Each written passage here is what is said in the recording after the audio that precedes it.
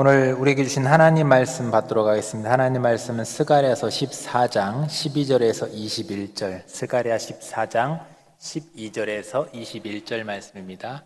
한 절씩 교독할 때 제가 한 절, 여러분 한 절 그렇게 읽도록 하겠습니다. 예루살렘을 친 모든 백성에게 여호와께서 내리실 재앙은 이러하니 곧 섰을 때에 그들의 살이 썩으며 그들의 눈동자가 눈구멍 속에서 썩으며 그들의 혀가 입속에서 썩을 것이요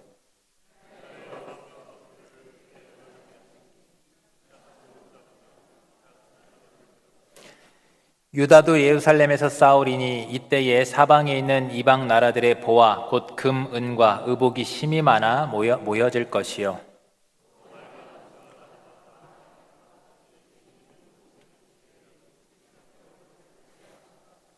예루살렘을 치러 왔던 이방 나라들 중에 남은 자가 해마다 올라와서 그 왕 만군의 여호와께 경배하며 초막절을 지킬 것이라.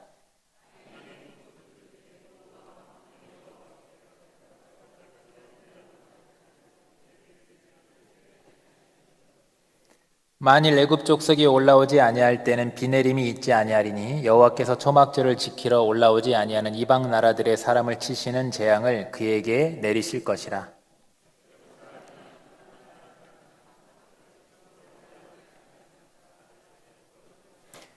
그날에는 말 방울에게까지 여호와께 성결이라 기록될 것이라. 여호와의 전에 있는 모든 솥이 제단 앞 주발과 다름이 없을 것이니 예루살렘과 유다의 모든 솥이 만군의 여호와의 성물이 될 것인즉 제사 드리는 자가 와서 이 솥을 가져다가 그것으로 고기를 삶으리라.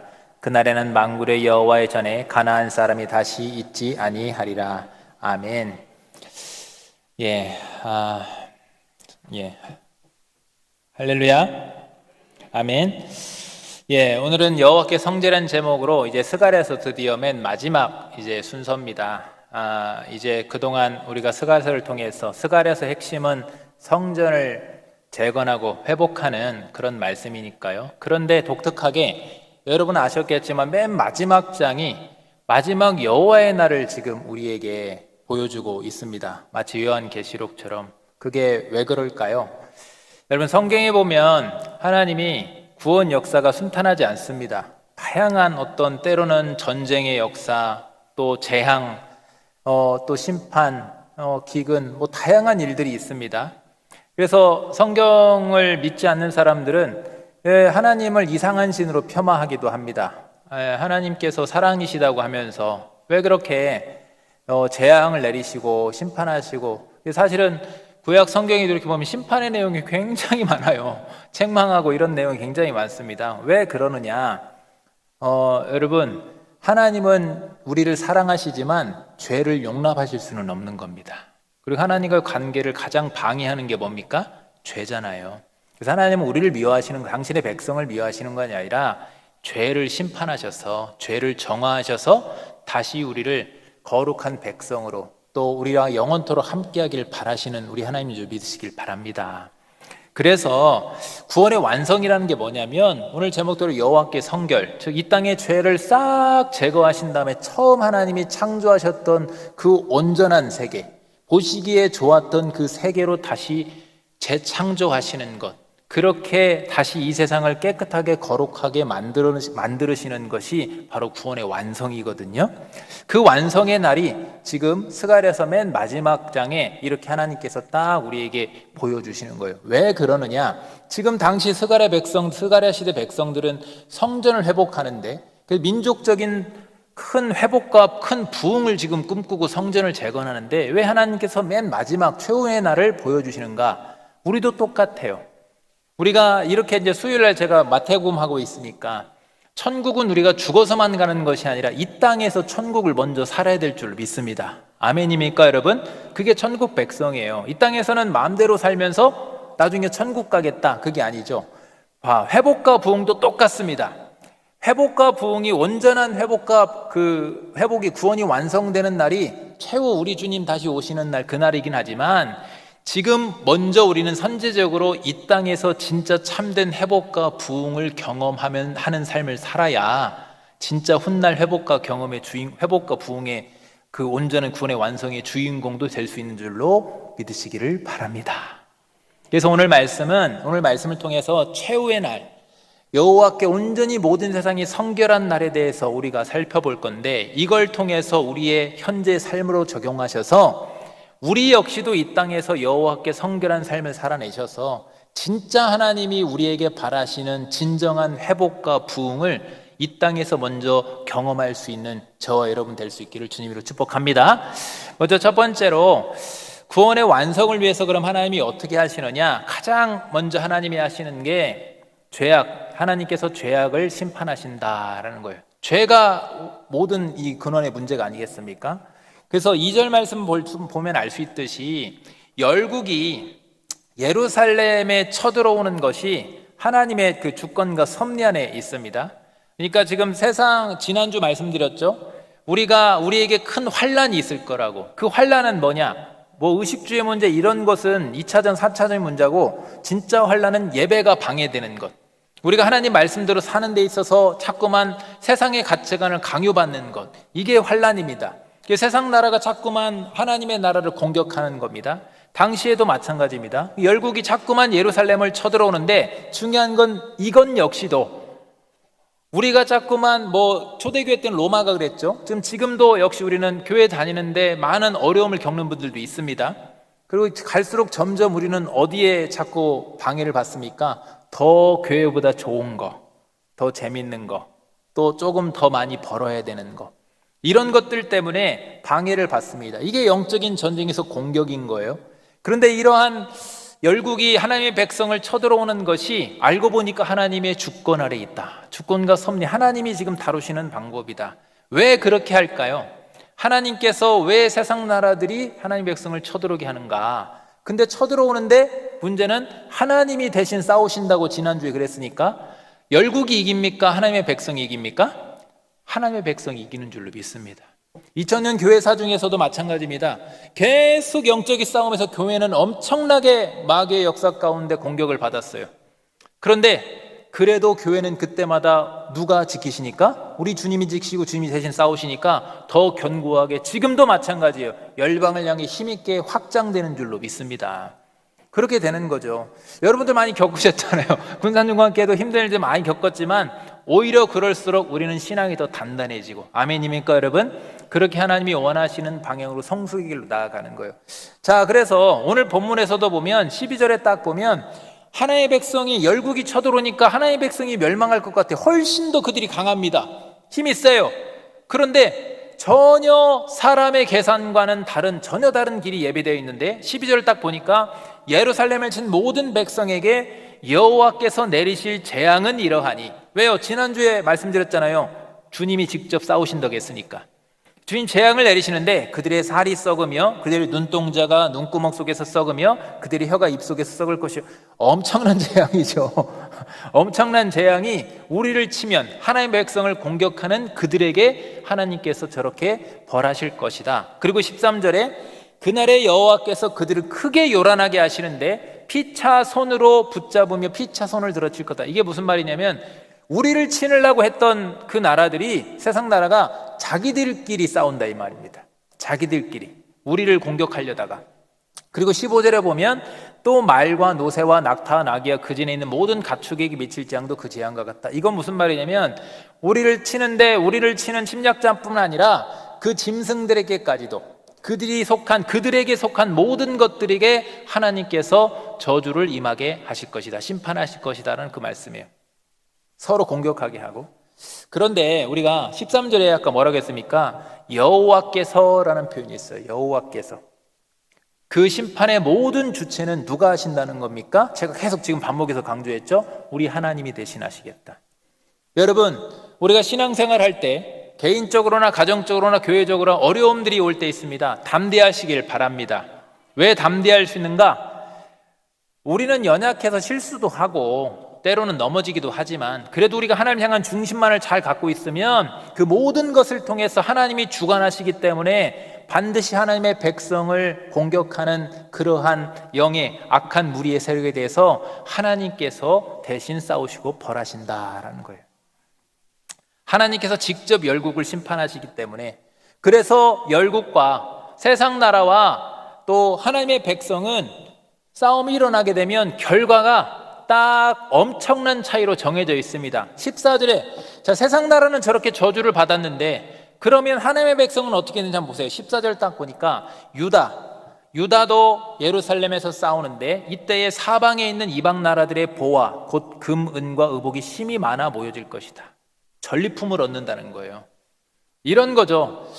어쨌든 그게 되나요? 할 수도 있지만 그대로 말씀을 여러분 적용해서 말씀드리자면 교회와 성도를 막 공격하는데 이상하게 더 잘 돼.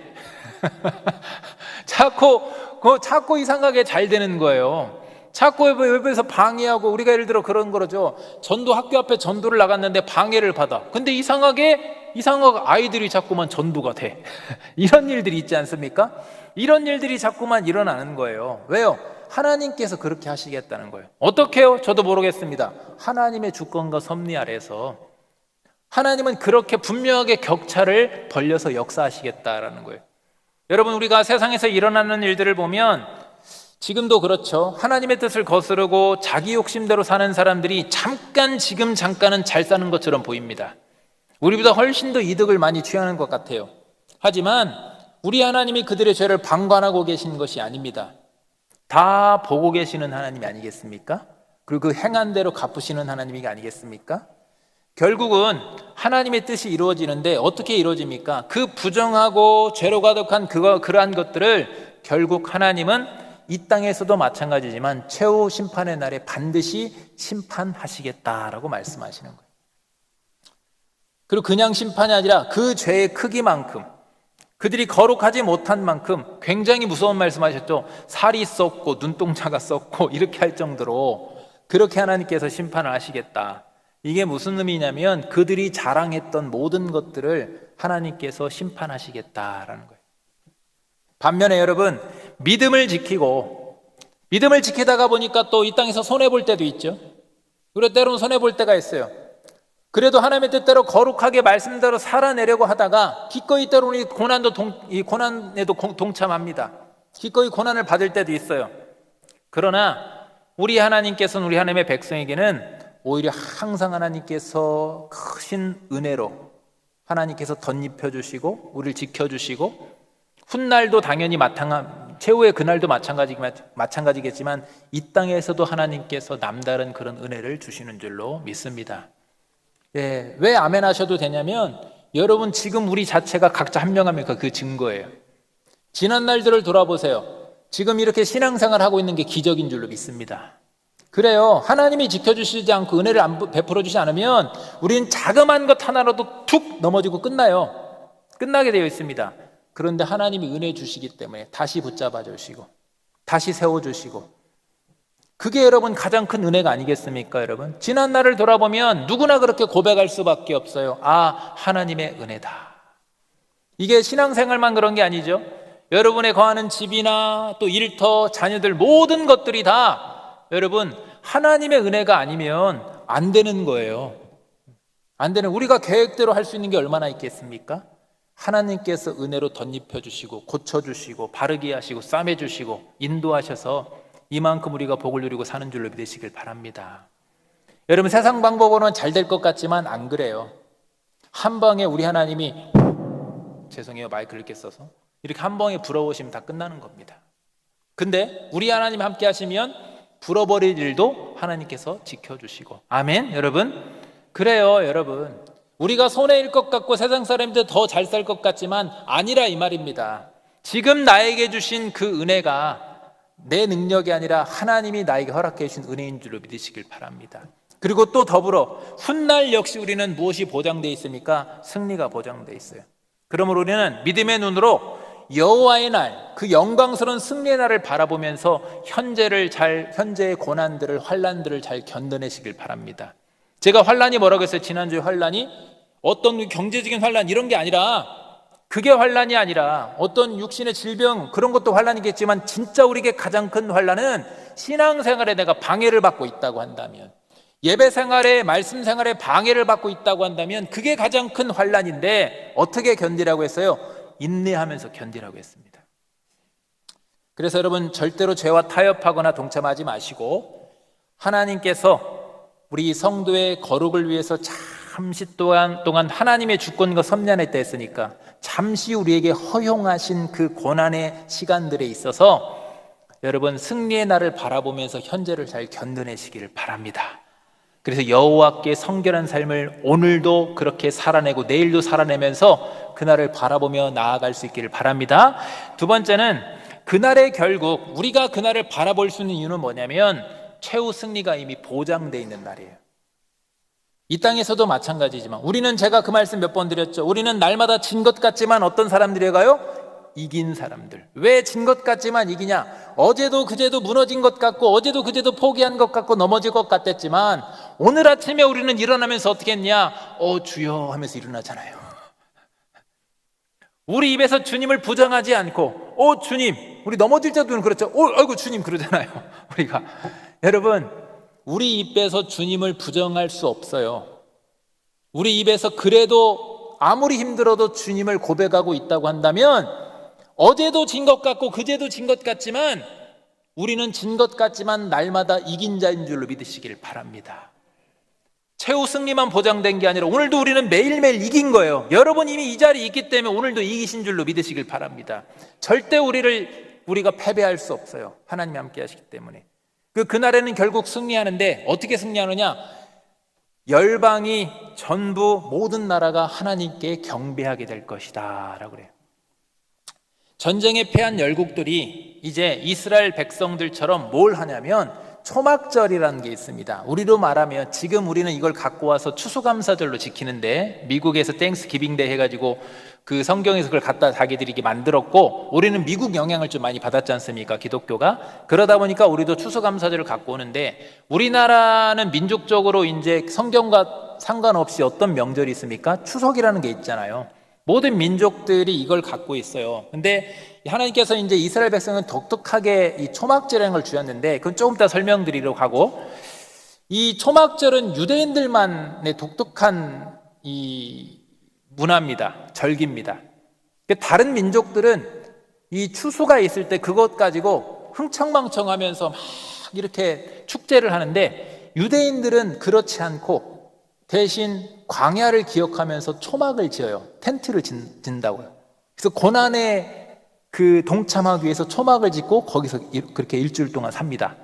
어쨌든 이것은 유대인들에게만 허락한 절기인데 하나님을 기리면서 하나님께 경배하기 위한 절기인데 이 절기를 열방이 합니다. 16절에 보면 예루살렘을 치러 왔던 이방 나라들 중에 남은 자가 여기 보면 남은 자라는 표현이 있어요. 한번 잠깐 기억해 보시고 해마다 올라와서 그 왕 만군의 여호와께 경배하여 초막절을 지킬 것이라 했어요.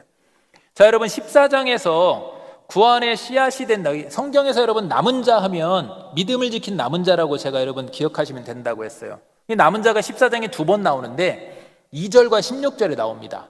그런데 지난 시간에 했던 2절에서의 남은 자는 어떤 남은 자냐? 유다 백성들 가운데 남은 자. 환란이 왔는데 그 환란 가운데 신앙을 지킨 남은 자들을 말하는 거예요. 근데 오늘 16절에서 남은 자들은 어떤 남은 자냐? 하나님의 백성이 아니에요. 이방인들 중에 오히려 하나님의 백성을 공격했던 그들 중에 남은 자를 말하고 있어요. 말하자면 믿음으로 거듭난 자들, 그 믿음을 지킨 자들. 그러니까 이들이 왜 이렇게 됐느냐?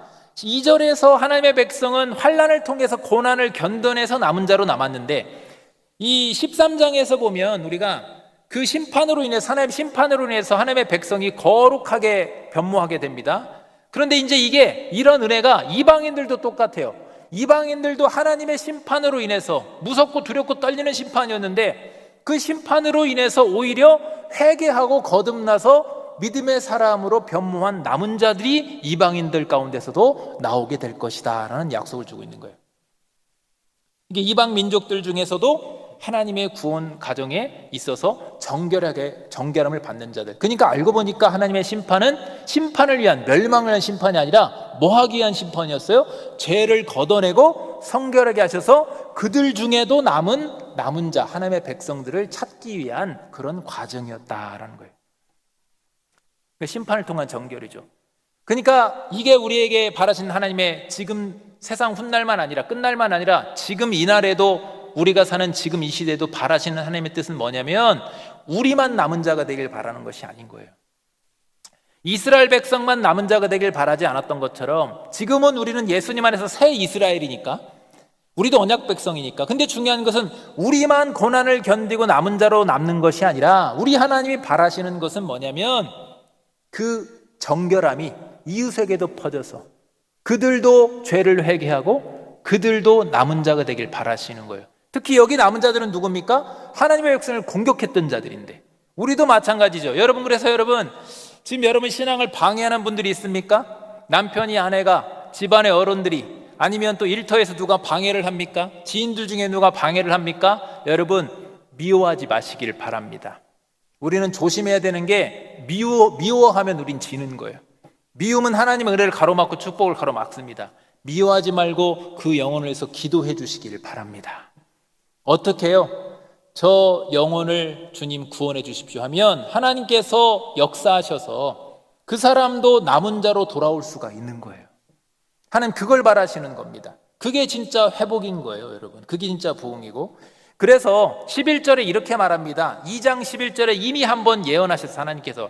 그날에 많은 나라가 여호와께 속하여 내 백성이 될 것이요. 아멘. 나는 내 가운데 머물리라. 임재예요. 하나님의 임재 가운데 내가 만군의 여호와께서 나를 내게 보내신 줄 알리라. 우리 하나님의 임재 가운데 거하는 교회, 하나님의 주님의 뜻이 이루는 교회, 하나님 우리 가운데 임재하셔서 뭘 바라시는 겁니까? 우리만 은혜 받고 좋은 것이 아니라 열방이, 많은 나라가 우리에게 돌아오게 하셔서 그들을 통해서 경배받길 원하시는 것이 우리 하나님의 뜻인 줄로 믿으시길 바랍니다. 여호와 하나님의 통치는요, 이렇게 이스라엘 안에만 있는 것이 아니라 모든 나라에게 임하게 되어야 되는 거예요. 그래서 하나님은 심판을 통해 이방인들도 거룩하게 하시겠다. 이제 그래서 모든 나라가 홀로 왕 되시는 우리 여호와 하나님 한 분에게만 경배하는 날이 그날 오게 될 것이다. 우리는 그날을 바라보면서 현재에도 그렇게 주님의 뜻을 실천해야 될 줄로 믿습니다.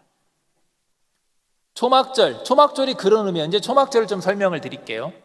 초막절은 본래 출애굽 이후에 광야 생활을 기념하는 절기입니다. 제가 아까 좀 틀리다고 그랬죠. 세상 나라 사람들은 추수를 하면 그것 가지고 흥청망청, 너무 좋다, 우리 창고에 쌓아뒀다, 이걸 기념하지만, 그런데 유대인들은 달라요. 하나님께서 초막절을 통해서 광야를 기억하라고 하셨어요. 여러분, 곡식이 차고 넘치고 풍요로운데 그 풍요로운 걸 가지고 잔치하는 것이 아니라 텐트를 지고 초막을 지고 광야에서 힘들었던 고난의 여정을 기억하시는 거예요. 왜요? 여기까지 누가 인도하셨다는 겁니까? 하나님이 인도하셨다는 거예요. 광야를 기억하라라는 거예요. 그리고 나중에는 이게 어떻게 이제 드려지냐면 왕이신 여호와를 기념하는 절기로. 그러니까 초막절에는 어떤 의미도 담겨져 있냐면 훗날 예수님의 재림의 의미도 담겨져 있어요. 그러니까 재림에 여러분, 우리는 느껴요. 뭔가가 지금 주님이 오실 것 같기도 하다. 이런 걸 느껴지는 분들이 많이 있어요. 그런데 중요한 게 그것만 느끼면 안 되고, 마지막 주님 오시는 날은 대추수의 날입니다. 대추수의 날이에요. 그래서 어떤 기회냐? 기회예요. 영혼의 대추수에 우리가 동참할 수 있는 기회라 이 말입니다. 초막절은 그런 의미가 있어요. 최후 승리의 의미가 담겨져 있어요. 왕이신 그분의 대관식의 의미가 담겨져 있습니다. 그리고는 광야를 기억하라는 의미도 담겨져 있어요. 여러 가지 의미가 있는데 어쨌든 하나님의 백성에게만 허락하신 초막절이에요. 그래서 여러분, 하나님을 대적했던 그 열국들이 초막절을 함께 지킨다. 이건 의미는 어떤 의미냐? 여호와 하나님께서 홀로 왕이심을 인정하면서 그분께만 경배하겠다라는 의미거든요. 그런데 이것이 훗날 이루어지지만 우리 하나님이 바라시는 것은 먼저 우리 삶 가운데 우리부터 왕이신 주님을 온전히 인정하고 주님의 통치 가운데 있고 그의 주님의 주권을 인정하는 삶을 살아내야 우리를 통해서 다른 사람들도 우리 주님을 왕으로서 영접할 수 있는 것 아니겠습니까? 그래서 17절 19절까지 보면요, 초막절을 지키지 않으면, 초막절을 지킨다는 것, 하나님의 주권을 인정하지 않고 왕이심을 인정하지 않으면 하나님께서 비를 내리지 않는다고 그랬어요. 그 중에서도 애굽을 지목합니다. 애굽은 성경에서 애굽과 바벨론은 대표적으로 하나님을 대적하는 나라예요. 이 성경에서 애굽과 바벨론 나오면 좋지 않은 나라입니다. 그런데 여기서도 똑같이 애굽을 지목합니다. 하나님이. 왜요? 하나님의 주권과 왕권을 인정하지 않는 나라는 어떻게 할 것이냐? 17절에 여호와께 경배하러 예루살렘에 올라오지 아니하는 자들에게는 비를 내리지 아니할 것인즉 18절에 만일 애굽 족속이 올라오지 아니할 때는 비 내림이 있지 아니하리라. 비, 하나님의 은혜, 하나님의 공급하심. 애굽은 왜 애굽을 지목했을까요? 애굽은 당시에 나일강 주변에 1년에 사모작을 했습니다.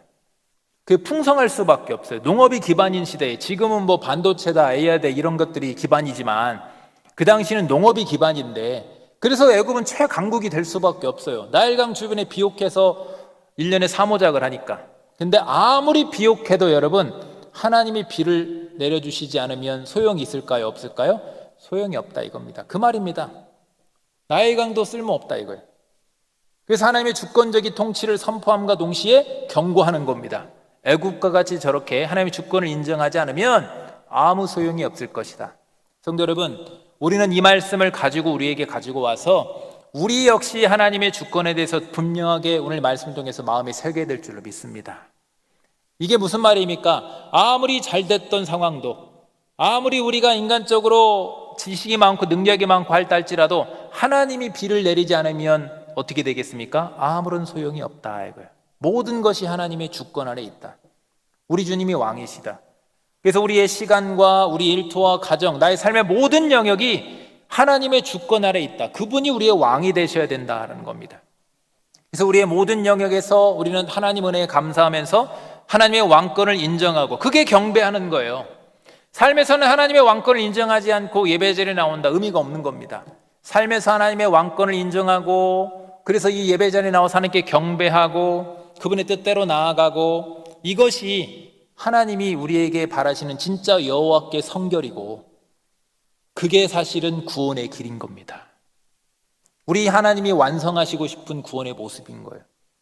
그래서 우리는 예수님을 왕으로 모시고 이렇게 나아갈 때, 우리가 먼저 믿음을 지킨 남은 자가 될 때 우리를 통해서 다른 이방인들도 남은 자가 될 수 있고, 그래서 우리뿐 아니라 그들도 하나님께 경배하길 바라신 것이 하나님의 뜻이고, 그런 상태가 되는 것이, 그런 원리가 바로 진짜 회복과 부흥인 줄로 믿습니다.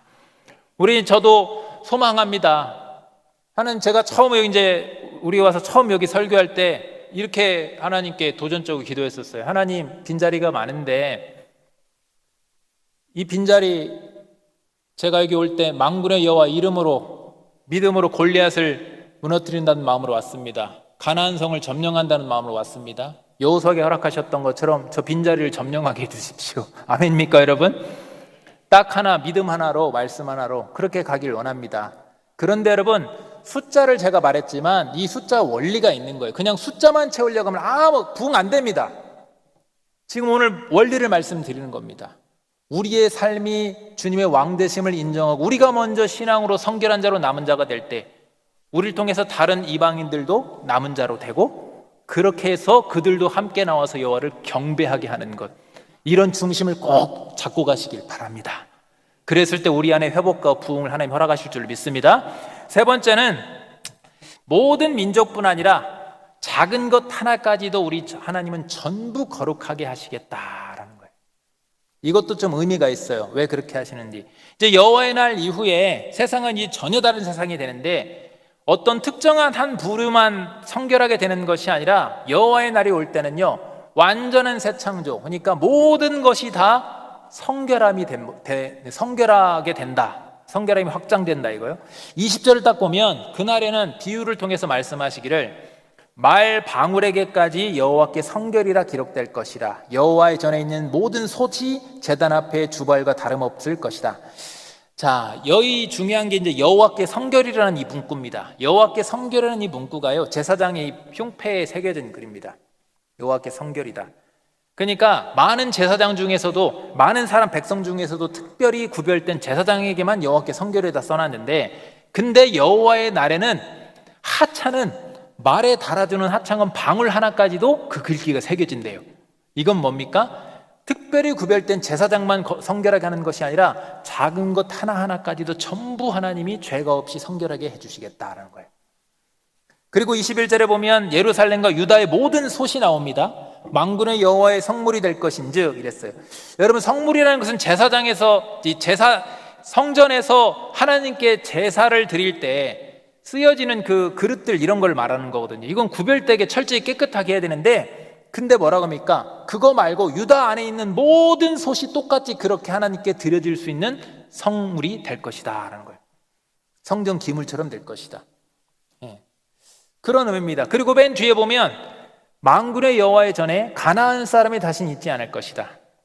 가나안 사람은 왜 말했냐면, 당시 성전 안에서 특별히 구별되게 짐승도 성결한 것을 잡아 드려야 되고 그런 작업들을 해야 되니까 성전 안에 상인들이 있었어요. 우리가 잘 알죠. 예수님께서 내 집은 만민이 기도하는 집인데 도둑의 소굴을 만들었다 하면서 막 예수님이 갈아엎으셨지 않습니까?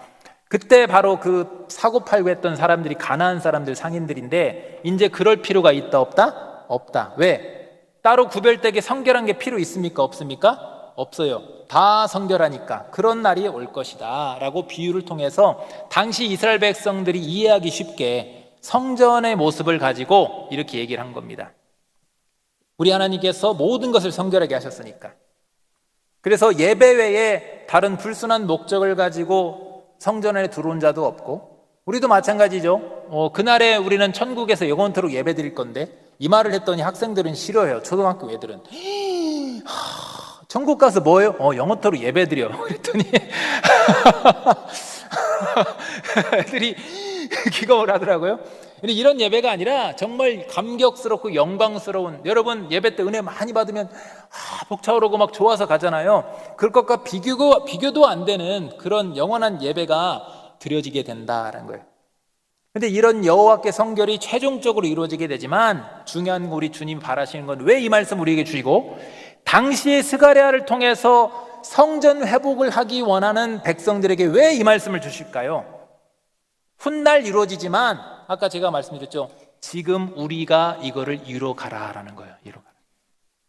완벽할 수 없지만 삶의 모든 부분에서 여호와의 성결을 하나하나 그렇게 이루어가라 이겁니다.